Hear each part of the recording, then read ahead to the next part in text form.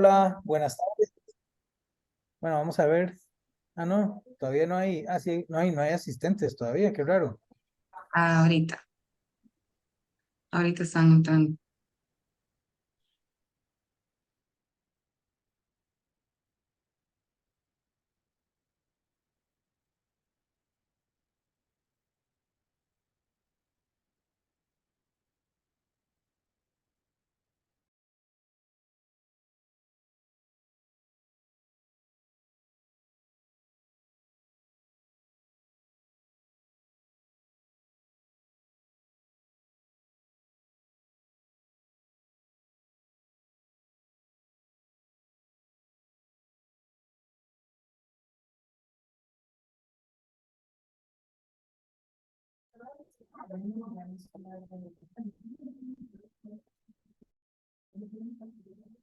Bueno, hola, buenas tardes.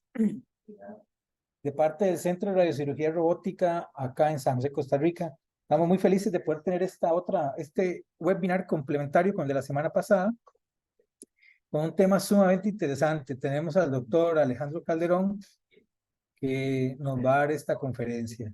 Vamos a dar un par de minutitos más y vamos a iniciar en unos poquitísimos minutos, nada más para dar chance que la gente se termine de conectar.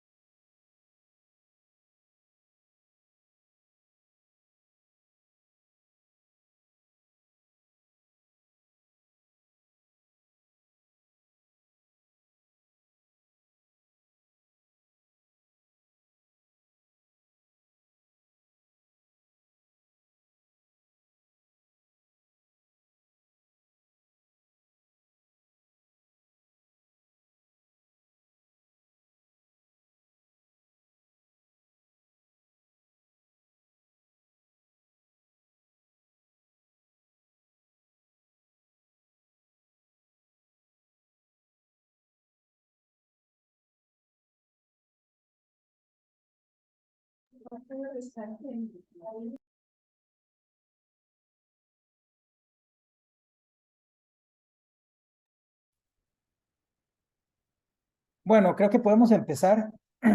Ahí la gente se irá conectando en el rato. Bueno, para hoy tenemos un tema que a mí personalmente me parece muy interesante en la oncología y es cómo el estilo de vida puede impactar en pacientes que hayan sido diagnosticados con una enfermedad maligna. Para nosotros, como Centro de Radiocirugía Robótica, es muy importante la educación del personal médico, como también del público en general. Creemos, como lo vimos la semana pasada, que prevenir el cáncer es de las estrategias mejores para tratamiento del cáncer. Yo soy Alejandro Blanco Saurío, yo soy radiooncólogo aquí en el Centro de Radiocirugía Robótica y hoy tenemos invitado al doctor Alejandro Calderón. Alejandro es salubrista y trabaja en el proyecto de fortalecimiento del cáncer para la seguridad social. Le conozco hace muchísimos años y Alejandro ha venido trabajando en este tema del cáncer por mucho tiempo y es uno de los investigadores principales en proyectos tan importantes como el proyecto de la vacunación y los estudios asociados a esto. Así que tenemos un expositor de primer nivel. Gracias, Alejandro, por aceptar la invitación, por acompañarnos y por compartir con nosotros tu conocimiento. Así que te dejo para que nos puedas dar la charla. Bueno, muchas gracias por la invitación y un placer estar aquí de nuevo compartiendo con ustedes. Voy a compartir la pantalla.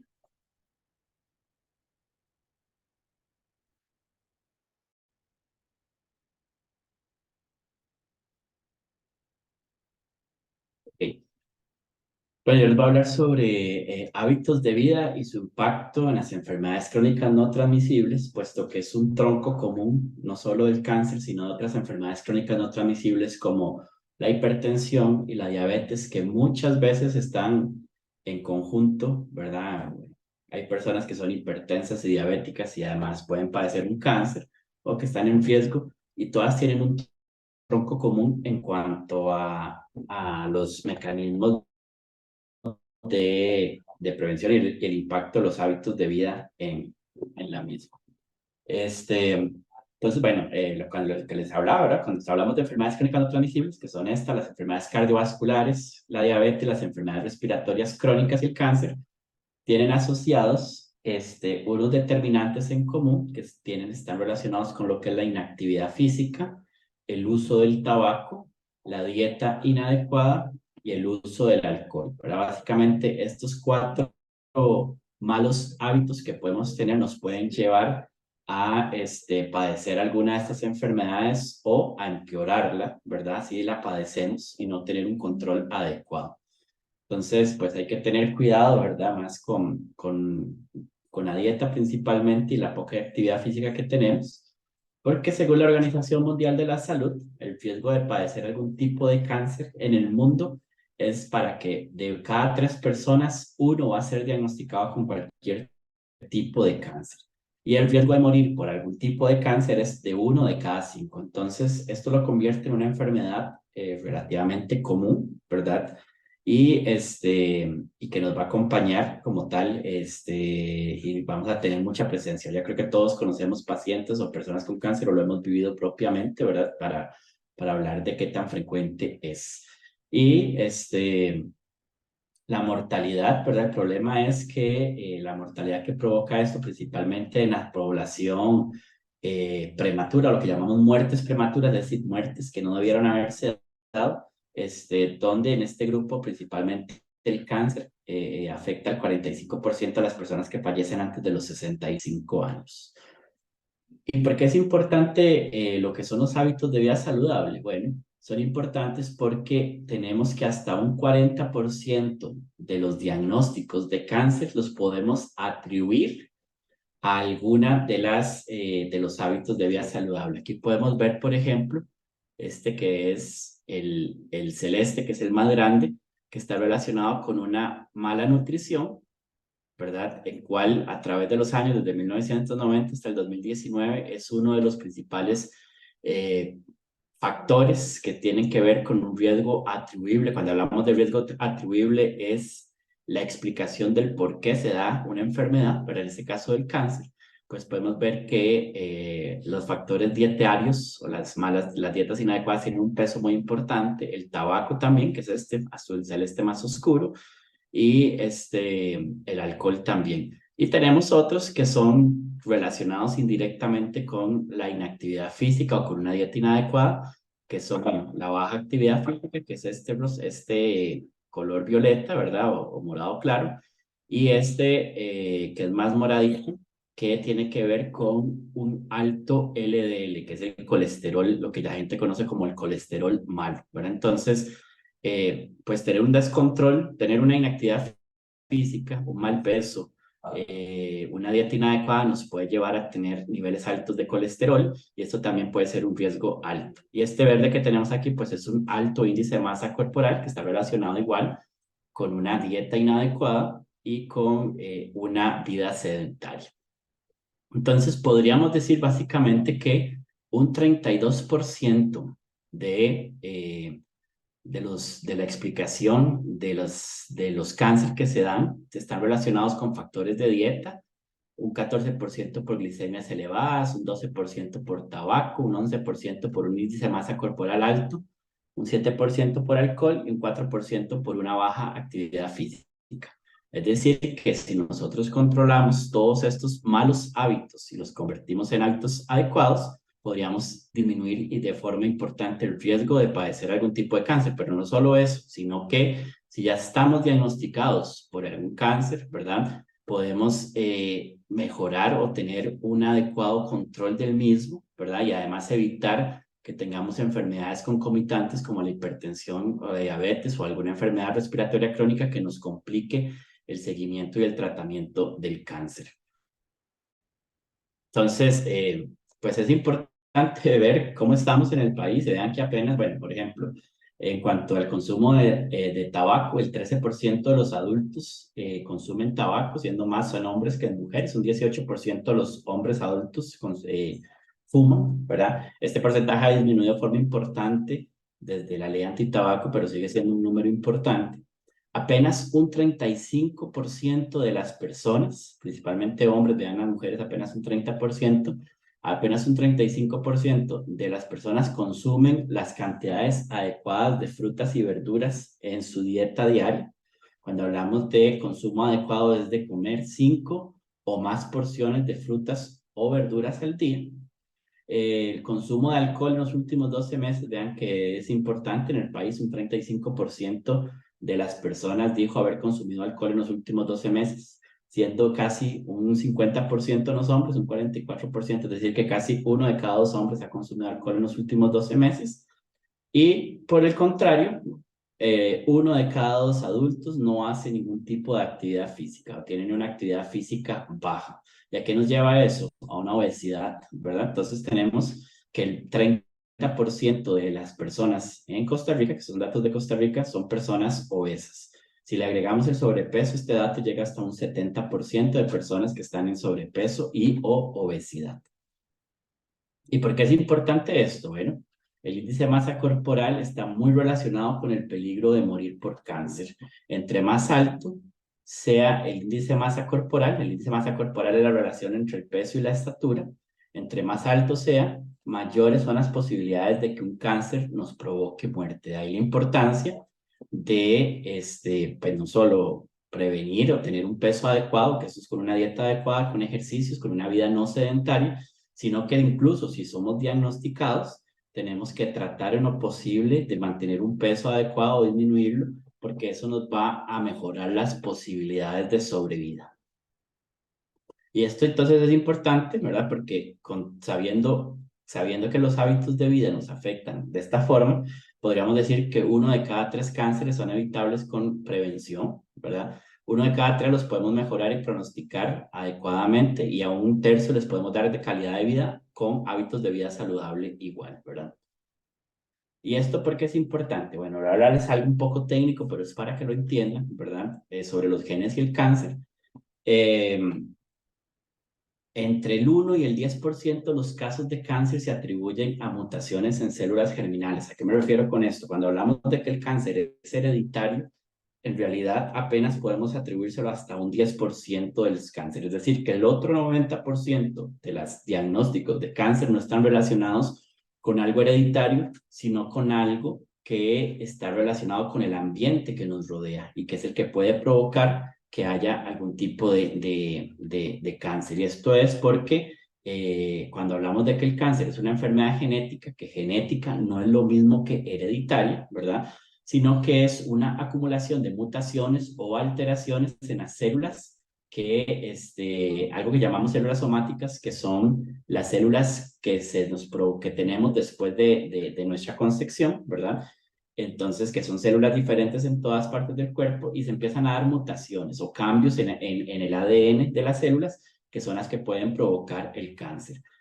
Estas mutaciones se van acumulando año con año y son las que empiezan a generar ya después la presencia de un cáncer. Se requieren varias mutaciones o varias alteraciones en una misma célula para que la célula pierda el control de su ciclo celular y empiece a dividirse sin control, que eso al final de cuentas un cáncer que es un descontrol en el crecimiento de las células. Todas nuestras células en el cuerpo tienen un relojito, ¿verdad? Que le dice cuándo nacer, cuándo crecer, cuándo morir, cuándo reproducirse y cuándo morir, ¿verdad? Igual que en todas las células del cuerpo, ¿verdad?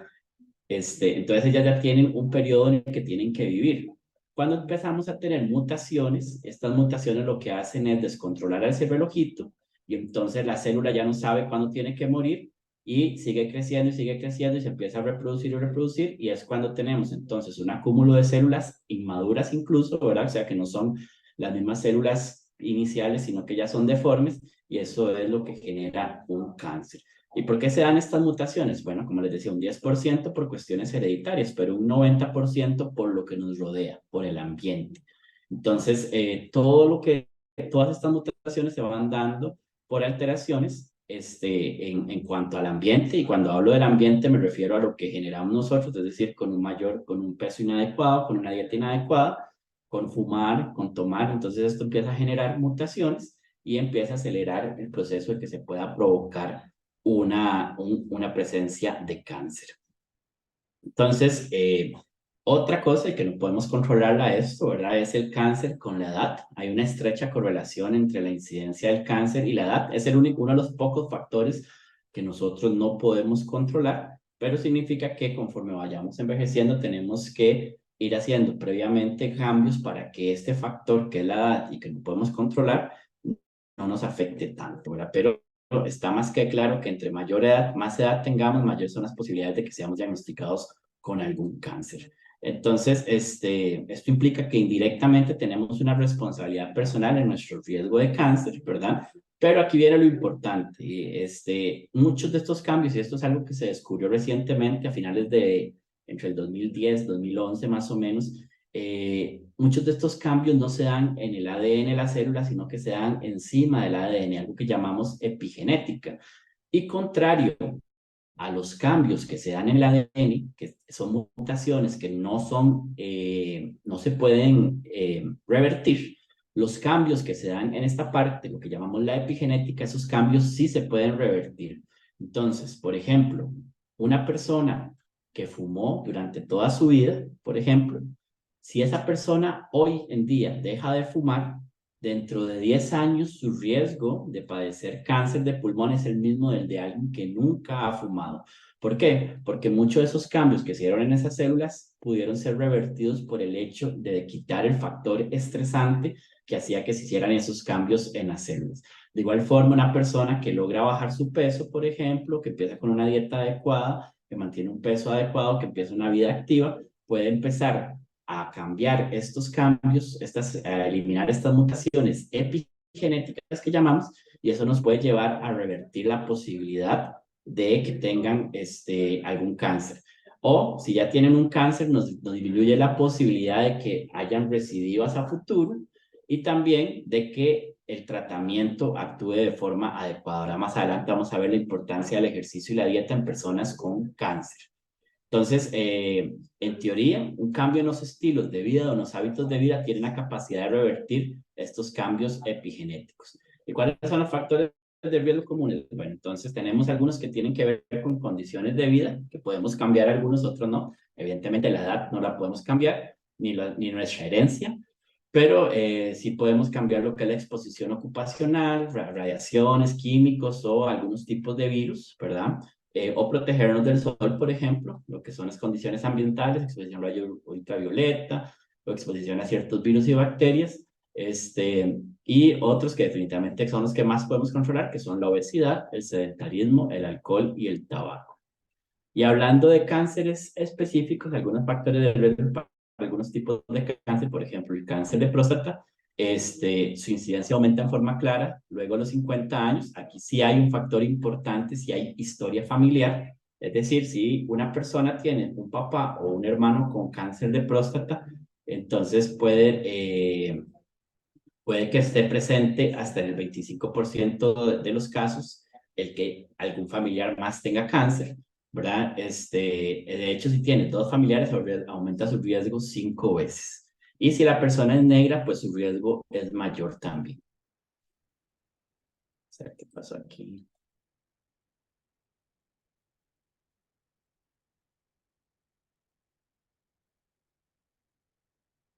En cuanto al cáncer colorectal, igual, ¿verdad? Pues no podemos controlar la edad, un factor de riesgo. Si tienen algún familiar de primer grado con cáncer, pues eso también nos aumenta el riesgo. Y si han tenido antecedentes de otros tipos de cáncer, como cáncer de mama, cáncer de ovario, cáncer de endometrio, o historia incluso de cáncer colorectal previo, podría ser.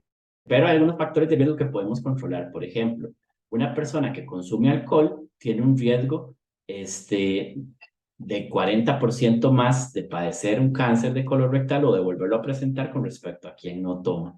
Y si fuma, tiene un riesgo 18% mayor. Y si esa persona es obesa, tiene un riesgo 45 veces mayor con respecto a quien no es obeso. Y además, algo importante, si esa persona tiene una dieta baja en carnes y grasas y alta en vegetales y fibra, eso más bien nos protege de tener un cáncer colorectal, o incluso si la persona ya tiene diagnosticado el cáncer, nos ayuda a que el tratamiento avance de forma adecuada. Respecto al cáncer de cervix, pues bueno, sabemos que está relacionado con el virus del papiloma humano, ¿verdad? Y que hay algunos factores que podemos controlar y otros no, pero básicamente lo que se propone es la vacuna, ¿verdad? Cáncer de piel, pues sabemos que el factor es el sol, ¿verdad? Entonces es importante evitar el sol principalmente entre las 10 y las 2 de la tarde.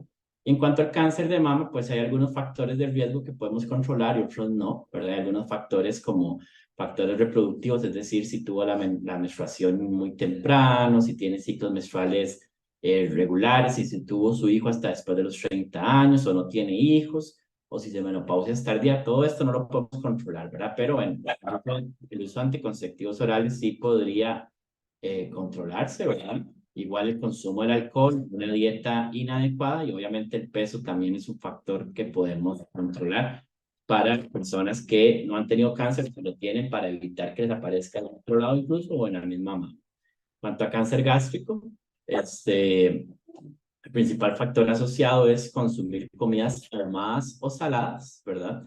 O tener antecedentes de úlceras gástricas. Y en cáncer de pulmón, pues obviamente el tabaco, el 83% de los cánceres de pulmón están asociados con tabaco y además un 7% de los fumadores pasivos, ¿verdad? Que estos son todavía peor porque ni siquiera fuman, pero por culpa de alguien cercano a ellos pueden tener cáncer de pulmón, que es más frecuente en hombres, principalmente a partir de los 62 años, y que es una de las principales causas de muerte a nivel mundial, ¿verdad? Pero si la persona hace ejercicio, puede disminuir su riesgo de cáncer de pulmón entre un 30 y un 60%, dependiendo de los estudios, ¿verdad? Que se analicen. Aquí podemos ver que entre más horas de ejercicio se hagan, menor es el riesgo de poder tener cáncer de mama, por ejemplo, también, ¿verdad? Este es un estudio que se presentó hace algunos años, pero que sigue vigente, que las personas que hacen ejercicio vigoroso y entre más horas disminuyen su posibilidad de tener cáncer de mama a futuro. Y si ya lo tuvieron, de tener recidivas, ¿verdad? ¿Esto por qué? Bueno, porque tiene efectos potentes en los hábitos de vida, tiene actividad vigorosa, mantiene normal su índice de masa corporal, y la disminución del riesgo es entre un 25 o un 30%. En cáncer colorectal se presenta lo mismo, tenemos un riesgo importante, una disminución del riesgo importante conforme la persona haga más ejercicio, ¿verdad? Porque evidentemente mantiene un peso adecuado, y mantiene un estilo de vida saludable. Entonces, se tiene que hacer o también controlar o hacer ejercicio para evitar el cáncer de colon y recto. Y en cuanto a actividad física y supervivencia en cáncer de mama, también hay estudios, ¿verdad?, de mujeres que hacen ejercicio durante el periodo en que están en tratamiento o posterior a ¿verdad?, cuando terminan el tratamiento, hacen ejercicio y mantienen una vida adecuada y las posibilidades de morir por el cáncer disminuyen con respecto a las mujeres que no tienen estilos de vida saludable o no hacen ejercicio. Por eso es importante, esto es en cáncer de mama, pero se replica en todos los cánceres. Es importante cuando se termina el tratamiento, adquirir hábitos de vida saludable porque eso va a tener un efecto directo en la sobrevida de esa persona, ¿verdad? Entonces, inclusive se recomiendan ejercicios de tratamiento durante lo que llamamos adyuvantes, es decir, en el proceso, mientras está haciendo la quimioterapia o la radioterapia, primero porque mejora la adquisición de la quimioterapia, ¿verdad? El ejercicio aeróbico mejora la percepción de la autoimagen, la percepción corporal, y inclusive la persona se siente mejor y mejor. Hay estudios que hablan de que mejoró la tasa de pacientes que completaron la quimioterapia, porque la persona se siente bien con el ejercicio. Además, esto libera endorfinas y a nivel de salud mental funciona de forma importante. Entonces, también nos ayudan mucho todos los ejercicios en lo que es algunas de las complicaciones del cáncer de mama, como las tendinitis del hombro o el linfedema. Y si la persona ya tiene una enfermedad avanzada, el ejercicio sigue siendo importante. ¿Por qué? Porque la persona con una enfermedad avanzada o un cáncer avanzado pierde hasta un 20% de su fuerza muscular cada semana de reposo en cama. ¿Cuál es el problema de una enfermedad avanzada? La atrofia muscular. Entonces, por eso son importantes los ejercicios y la actividad física. ¿Verdad? Y no es ir a correr una maratón ni nada. Con que hagan movimientos en la cama o los levanten un poco, eso les puede ayudar. Obviamente la recuperación es mucho más lenta, pero es importante estos movimientos para evitar que los músculos se atrofien, ¿verdad? Porque si no, la pérdida de masa muscular va a ser mucho más avanzada. Y además tiene menos complicaciones durante el tratamiento, menos diarreas y dolor. Incluso se ha visto que si la persona hace ejercicio puede disminuir o puede aumentar el umbral del dolor, por lo tanto no tiene tanto dolor durante el tratamiento cuando está con tratamiento activo, ¿verdad? De hecho, hay estudios que se presentaron, programas de ejercicios en mujeres y hombres, perdón, con cáncer de próstata en estadios 2 a 4 y los pusieron a hacer ejercicios, ¿verdad? Y mejoraron sus parámetros físicos y además mejoraron su calidad de vida y su sobrevida, ¿verdad? Igual, este es otro estudio que se hizo también en pacientes que hacían 50 minutos 2 veces a la semana de ejercicio y tuvieron una mejora importante en la escala emocional, en la escala social y además mejoraron su disnea, que es su dificultad para respirar, la mejoraron de forma importante. Y otro estudio que se hizo en pacientes con cáncer de pulmón también, que hacían 90 minutos de ejercicio 2 veces por semana durante 8 semanas y tuvieron mejoría en los síntomas relacionados con el tumor. Otra cosa que se recomienda mucho, un ejercicio importante que se recomienda durante el tratamiento del cáncer, es el yoga, ¿verdad? Hay varios estudios, hay un estudio que se hizo de yoga en pacientes con radioterapia y tuvieron una mejoría importante de diversos síntomas por la radioterapia. En los linfomas mejoraron la calidad del sueño. En cáncer de mama, otro estudio, hubo una mejora en la cantidad e intensidad de síntomas. Otro estudio de calidad de vida también que se presentó con yoga en mujeres supervivientes y mejoran las escalas de depresión, porque también el ejercicio indirectamente pues, funciona en lo que es la salud mental. Y por último, ¿verdad? También es importante la parte de los nutrientes, ¿verdad? Porque paciente con cáncer no es que puede comer de todo, despreocuparse, ¿verdad? Y todo, porque la vida después del tratamiento sigue. La semana pasada vimos las altas tasas de sobrevida que teníamos en Costa Rica en cuanto a cáncer de mama, colorectal, gástrico y cérvix, ¿verdad? Y pues la vida después del tratamiento sigue y hay que evitar pues que hayan recidivas de este cáncer o que nos vaya a dar otro cáncer más adelante. Así que hay que tener importancia con la dieta, ¿verdad? Hay que evitar o prevenir la carencia de nutrientes, conservar al máximo posible la masa muscular, ayudar a mejorar la tolerancia a los tratamientos y disminuir las toxicidades, reducir la astenia, que es el cansancio, ¿verdad? Y esto nos va a ayudar además a una alimentación adecuada, a proteger nuestra función inmune, a mejorar nuestra calidad de vida y alimentarnos de forma saludable sin mitos, ¿verdad? Entonces, ¿qué recomendaciones se les hace a los pacientes con cáncer? ¿Verdad? Como les digo, no es que vayan a correr la maratón.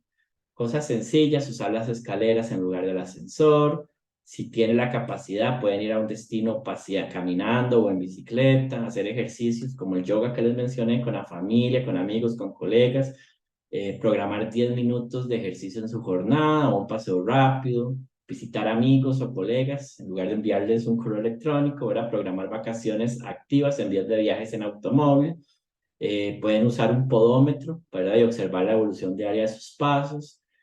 Usar una bicicleta estática mientras ven televisión, por ejemplo, o planear sus rutinas de ejercicio para aumentar gradualmente los días y minutos de sesión, ¿verdad? Y con eso no quiero caer en la parte de que el cáncer, ¿verdad? La gente que les dice, usted no se puede sentir mal, usted va a salir adelante, porque obviamente durante el diagnóstico de cáncer y durante el tratamiento y todo, tienen todo el derecho las personas de sentirse mal, de un día sentirse que no quieren levantarse y demás. Es normal y es un proceso normal, ¿verdad? El positivismo de estas enfermedades a veces puede llevar a la persona más bien a un estrés de decir, sí, yo tengo que sentirme bien y demás, ¿verdad? Pero hay días en los que no, ¿verdad? La cosa es que no se haga constante y un día me puedo sentir así, pero al día siguiente me voy a levantar con ganas y hoy sí voy a ir a caminar, hoy sí voy a hacer ejercicio, hoy voy a comer adecuadamente. ¿Por qué? Porque hay que ver, tal vez ahorita no estamos tan bien, pero a mediano plazo voy a evitar el tener recidivas o tener complicaciones o que se me vaya a presentar algún otro tipo de cáncer, ¿verdad? Voy a pensar en mi futuro porque como les dije la semana pasada, nuestras tasas de sobrevida son altísimas. El cáncer no es sinónimo de muerte, ¿verdad? El cáncer hoy en día es visto más como una enfermedad crónica, que es un proceso difícil, doloroso, pero que sabemos que la mayoría lo va a poder atravesar más con los tratamientos actuales y que más adelante simplemente va a ser una anécdota que contar en nuestra vida. Entonces, pues eso es lo que les traía, ¿verdad? Y estoy para dudas o comentarios con ustedes. Alejandro, excelente. Conversaba ahorita aquí con los compañeros que en junio de este año tuve la oportunidad de asistir al Congreso ESTRO que se hace, este año fue en Europa, y justo presentaron un estudio muy interesante de la supervivencia de pacientes con estadio 4 en cáncer de mama y cómo cosas, vamos a decir sencillas, aunque no lo es realmente tan sencillo, el ejercicio puede alterar la supervivencia en pacientes. Y a veces nos preocupamos por elegir terapias súper complejas o terapias mórbidas y dejamos de un lado cosas que podemos modificar nosotros. Y es uno de los ejemplos más de cómo tenemos que empezar a intervenir a los pacientes de una manera más holística, o sea, más integral en todo esto. Muy a menudo escuchamos comentarios como, ¿para qué voy a dejar de fumar? De algo hay que morirse. Pero a veces, y suena cruel, pero a veces no es tan fácil morirse. Y dado el momento, nadie quiere eso. Y esto me lleva a la pregunta, ¿cómo podemos hacer nuevamente para que podamos inducir en la gente que no lo ha tenido y ahora en nuestros pacientes de cáncer un cambio en su estilo de vida porque podría ser hasta más efectivo en cuanto a la supervivencia que cosas más molestas? No sé si tienes algún comentario o pensamiento con eso. Sí, yo creo que aquí lo importante es siempre la educación y la comunicación, ¿verdad? Pero hay que empezar por el personal médico, incluso que muchas veces no manejamos la información esta adecuada y no sabemos cómo explicárselo a las personas, ¿verdad? Y es muy difícil también en el momento en que estamos hablando con alguien y así dándole tratamiento, por ejemplo, unas personas con cáncer en este momento, pues que están con el tratamiento y demás, explicarle, mira, tenés que porque tras de que está luchando con la quimio, con la radio, con sentirse mal y todo, decirle, mira, es que tienes que hacer ejercicio, tienes que hacer una dieta, pero hay que tratar de venderles la idea a largo plazo, ¿verdad? Y explicarles que pequeños cambios pueden darnos frutos a futuro, ¿verdad? Yo siempre explico a los pacientes que, por ejemplo, si yo pongo agua caliente y pongo un sapo, ¿verdad? El sapo inmediatamente va a brincar y no voy a lograr que se quede en la olla, ¿verdad? Pero si yo pongo el sapo con el agua ahí y empiezo a subirlo poco a poco y cada día lo voy subiendo poco a poco, de repente ya él va a estar caliente ahí, no va a sentir el cambio, ¿verdad? Y se fue dando un cambio alrededor que no lo percibió, ¿verdad? Entonces, es el hecho de entender que los pequeños cambios que hagamos día a día, ¿verdad? Nos van a dar un beneficio a futuro, que ya sea evitar algún otro tipo de cáncer o evitar una recidiva del mismo cáncer, o como les presenté en algunos de estos estudios y como lo mencionas en este estudio de Destro, mejorar la sobrevida, ¿verdad? O sea, son cosas que nos pueden ayudar a alargar nuestra vida o factores que ayudan en la lucha contra el cáncer que están sufriendo en ese momento. Entonces, mucho tiene que ver con educación y con comunicación. No, sí, definitivamente. El otro aspecto Y a mí siempre personalmente me ha gustado mucho, que todavía no terminamos de entender, es el abordaje psicológico.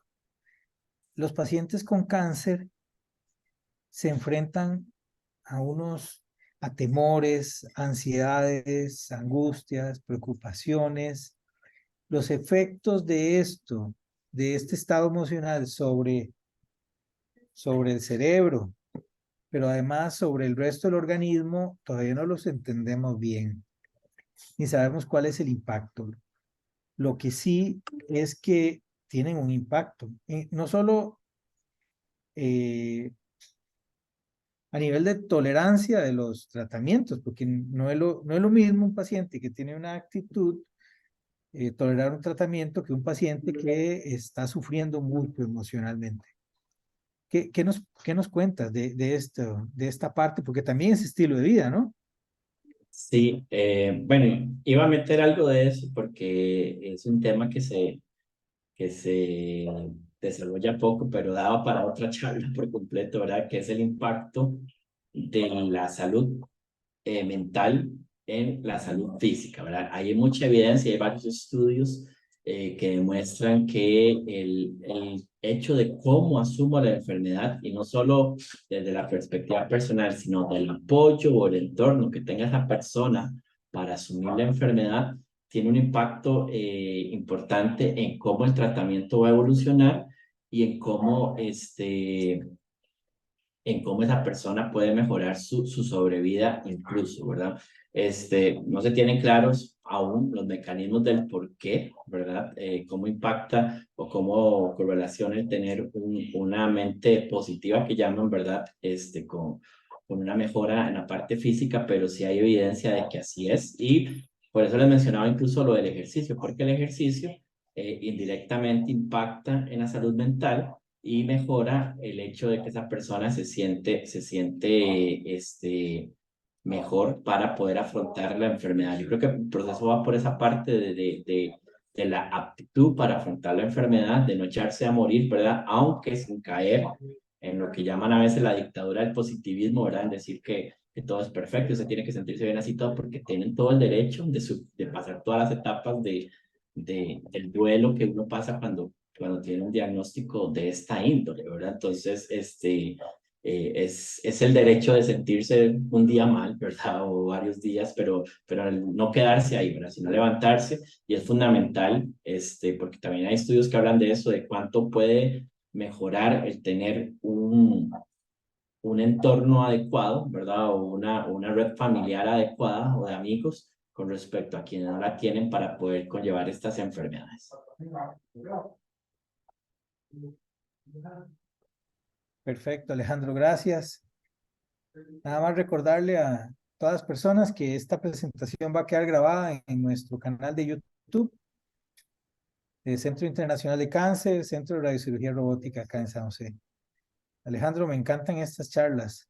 Espero que muchas personas más, ahora o después por los medios de grabación, puedan disfrutar y aprovechar esta información. A la vez, espero que podamos ir produciendo un cambio en nuestras poblaciones poco a poco para que estos cambios se vayan dando. Así que, si nadie tiene algún comentario o pregunta, pues será un placer vernos la próxima semana, que volvemos a tener una charla, y espero que también les resulte muy interesante a todos. La próxima semana vamos a abordar un tema interesante, que es la evaluación radiológica en pacientes con neuralgia del trigémino, con el doctor Manuel Hernández. Así que bueno, Alejandro, nuevamente, muchas gracias por acompañarnos, por darnos esta excelente presentación. Y a todos, que pasen Pues un una buena gusto. tarde. Hay, hay una pregunta, yo creo. No, un comentario me parece. Ah, No ok. tarde, desean. Bueno, gracias, un placer. Gracias a todos.